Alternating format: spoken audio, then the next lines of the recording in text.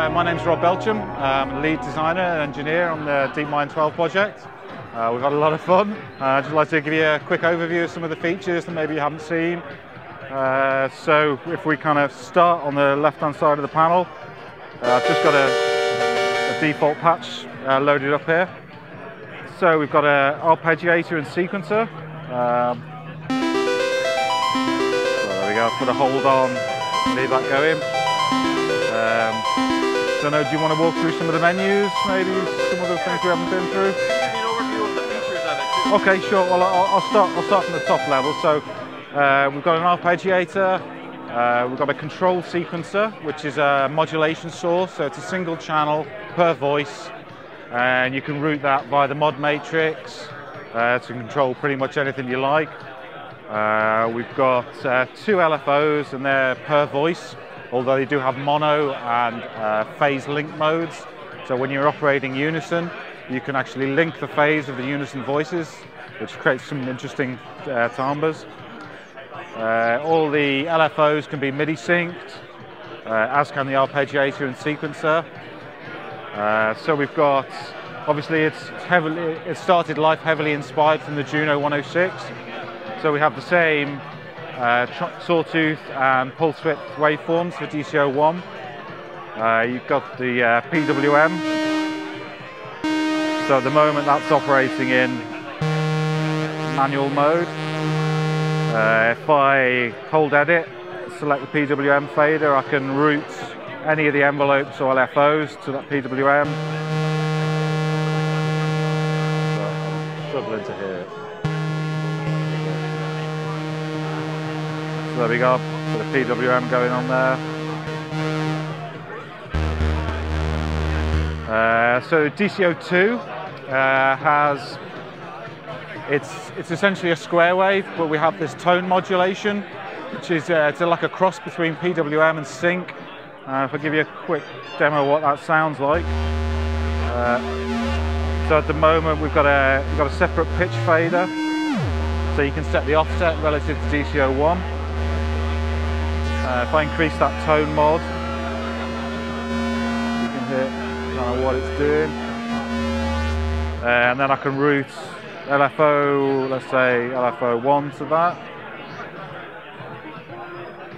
There you go, and then the fader then becomes a depth.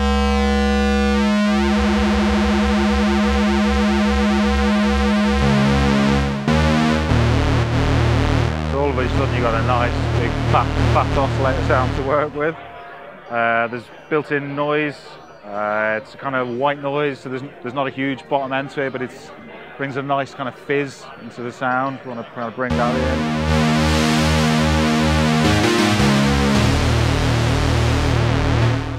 We obviously got the main display, gives you an overview of where you are. So whenever you grab a fader, you see the detail, you can see it, the level, you can see the stored level, so you can compare with what the patch is stored as. And then obviously we've got an effects section, pretty flexible routing. I think there's 30 effect algorithms to choose from. And all the effects parameters are modulatable via the mod matrix as well. We've got comprehensive MIDI routing, so we've got USB MIDI, we've got traditional MIDI and Wi-Fi MIDI as well, RCP MIDI, and quite a flexible routing, so you can really use it as a hub, to link through other pieces of gear. You've got your navigation. At the moment, the encoder gives you like a fine tune on the faders, because we find it's kind of quite hard to make those micro adjustments sometimes with the small throw faders. So I just, particularly with LFO rate or something like that, when you're almost up in the audio range, you just want to tweak it a tiny little bit. It's really handy for that. So at the moment I'm in polyphonic mode, so single voice. We've got all flavors of poly mode, so Unison 2, Unison 3, 4, all the way up to 12. Might knock the level on that one. And then as soon as you've got any more than one voice per note, your Unison detune comes in.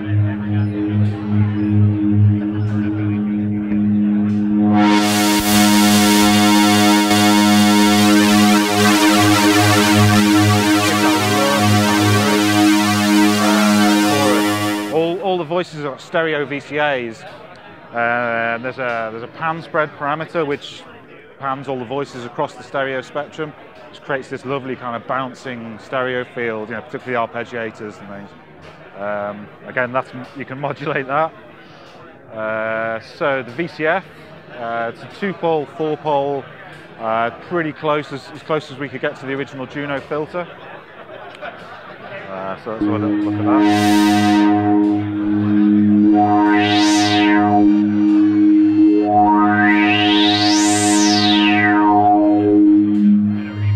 Which goes all the way up to self-resonance.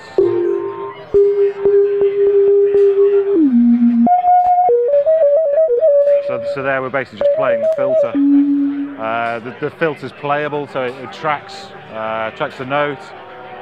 So you can actually use that as a sound source.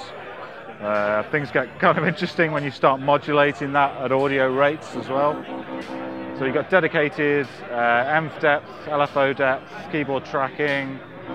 There's an overall VCA and an overall high pass, and you can get a nice bit of drive out of the high pass filter. You know, especially with all 12 voices going, so you can use the VCA to kind of adjust that drive level, which is kind of nice.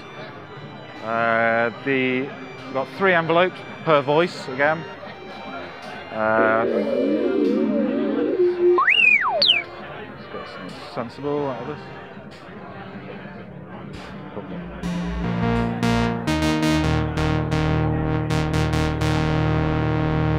So yeah, you've got traditional ADSR envelope, but with the addition of curve parameters. So you can see there we're on a linear attack at the moment. So if I press the curve button, the attack fader then controls the curve. So you get kind of traditional exponential, linear, reverse exponential. Sustain as well, you can have a gradual decay, gradual growth using the curve on that. They go pretty fast, so if I try and set up, the envelopes can be triggered traditionally by the key, or you can trigger the envelopes from the LFO cycle. You can have the envelopes looping, so I'll get that going.